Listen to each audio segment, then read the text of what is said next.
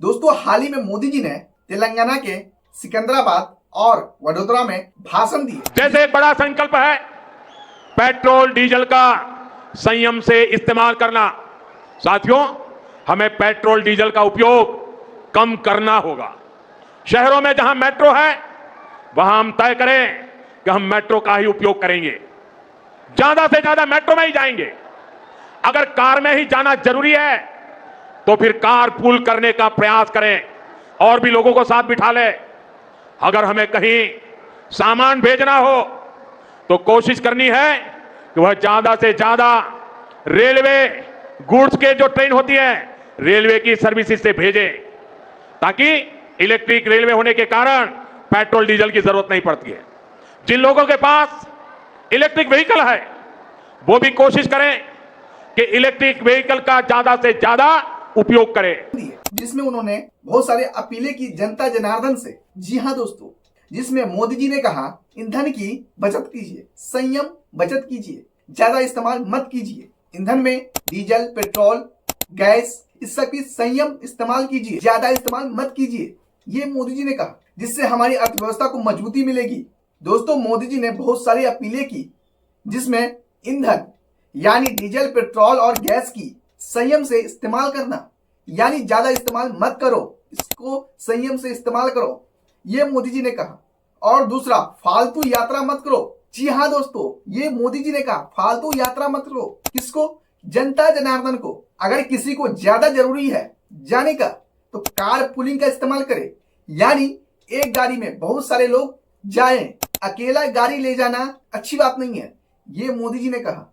Car pulling का इस्तेमाल कीजिए, सार्वजनिक वाहनों का इस्तेमाल कीजिए, यानी मेट्रो, सरकारी, रेल, इस सब का इस्तेमाल कीजिए। खुद के डीजल पेट्रोल वाली वाहनों का इस्तेमाल मत कीजिए। अगर आपके पास इलेक्ट्रिक वाहन है तो बिंदास इस्तेमाल कीजिए, कोई दिक्कत नहीं है।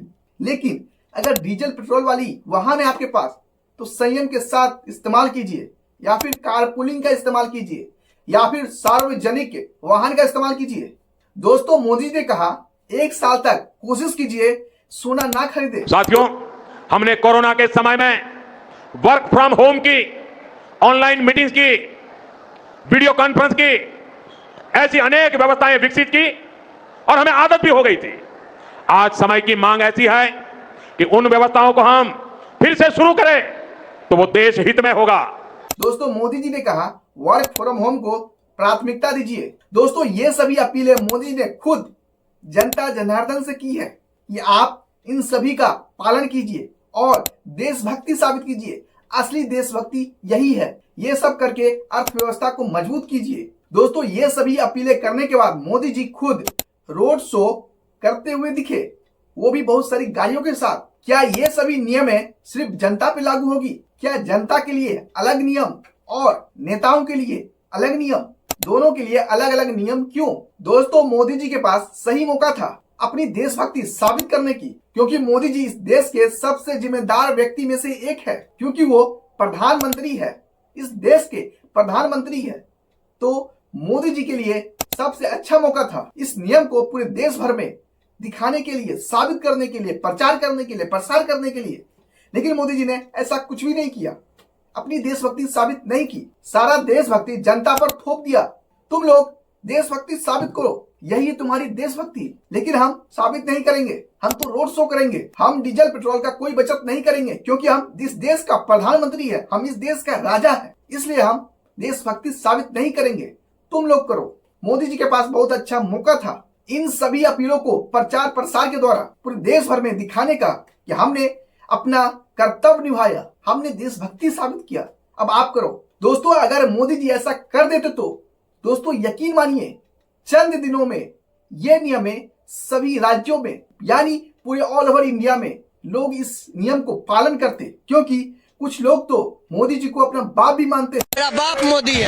आपका बाप? हाँ। ये क्या बोल रहे हैं? हाँ, अभी 10,000 रुपया मेरा माँ को दे रहा। कुछ लोग तो मोदी जी को भगवान मानते हैं। और मोदी जी भारत के भगवान का वरदान बनके भगवान नहीं, मनुष्य के रूप में नरेंद्र मोदी जी के रूप में अवतार लिया। हमारे माननीय प्रधानमंत्री जो खुद भगवान स्वरूप है, मोदी जी के रूप में श्री रामचंद्र ने जन्म लिया है। मोदी जी है ना साक्षात भगवान महाकाल जी का अवतार है। मोदी राम और अमित शाह कृष्ण। वो हमारे लिए एक अवतार है, वो एक साधारण मनुष्य नहीं है। प्रधानमंत्री इस देश के भगवान विष्णु का अवतार है। और कुछ लोग तो मोदी जी को राम भगवान से भी ऊपर मानते हैं। मोदी जी 200 साल जिए। प्रभु श्री राम का अवतार है क्या? उससे ही बड़ा है, उससे ही बड़ा है। हम उनसे भी बड़ा कहेंगे, जो भगवान राम से भी इसलिए बड़ा कि कर्म कर रहे हैं, अभी उनसे कम नहीं कर्म कर रहे हैं। जी हाँ दोस्तों, मोदी जी को भगवान स्वरूप मानते हैं। अगर मोदी जी खुद भगवान होकर ऐसा करते तो क्या उसके सपोर्टर यानी उसके भक्त उसका आज्ञा का पालन नहीं करते? बिल्कुल करते, क्योंकि मोदी जी स्वयं कर रहे होते। लेकिन ऐसा मोदी जी ने नहीं किया। मोदी जी के पास बहुत अच्छा मौका था खुद को साबित करने का, और विपक्ष इस पर सवाल भी नहीं उठाता। खुद विदेश यात्रा कर रहे हैं और लोगों को विदेश यात्रा से मना कर रहे हैं। दोस्तों, इस देश के आम नागरिक से कई गुना ज्यादा मोदी जी इस देश के जिम्मेदार व्यक्ति है। लेकिन मोदी जी ने खुद जिम्मेदारी नहीं ली, खुद देशभक्ति साबित नहीं की, बल्कि सारा देशभक्ति आम जनता पे थोप दिया। गोल्ड यानी सोने की खरीद एक और पहलू है जिसमें विदेशी मुद्रा बहुत अधिक खर्च होती है। हमको यह तय करना पड़ेगा कि साल भर तक घर में कोई भी फंक्शन हो, कोई भी कार्यक्रम हो, हम सोने के गहने नहीं खरीदेंगे, सोना नहीं खरीदेंगे। विदेशी मुद्रा बचाने के लिए हमारी देशभक्ति हमें चुनौती दे रही है और हमें इस चुनौती को स्वीकार करते हुए विदेशी मुद्रा को बचाना होगा। कि तुम लोग अपनी बहन बेटियों की शादी में सोना मत खरीदो, यात्रा मत करो, विदेश यात्रा मत करो, डीजल पेट्रोल गैस सबका खपत कम करो, नहीं तो तुम लोग देशभक्त नहीं हो। तो दोस्तों, आप लोगों को क्या लगता है, क्या मोदी जी ने रोड शो कर अपनी सभी अपीलों पर पानी नहीं फेर दिया है? क्या मोदी जी ने रोड शो करके सही किया? कमेंट में जरूर बताएं। दोस्तों, आप लोगों को वीडियो पसंद आया हो तो वीडियो को लाइक कीजिए, कमेंट कीजिए और शेयर कीजिए। और हाँ दोस्तों, अगर आप हमारे चैनल पे नए हैं तो हमारे चैनल को सब्सक्राइब कीजिए और बेल आइकन को जरूर दबा लें, ताकि हम जब भी अपने वीडियो को अपलोड करें तो सबसे पहले नोटिफिकेशन आप तक पहुंचे। इसलिए हमारे चैनल को सब्सक्राइब कीजिए और बेल आइकन को जरूर दबाएं। दोस्तों, मिलते हैं अगली वीडियो में, तब तक के लिए जय हिंद।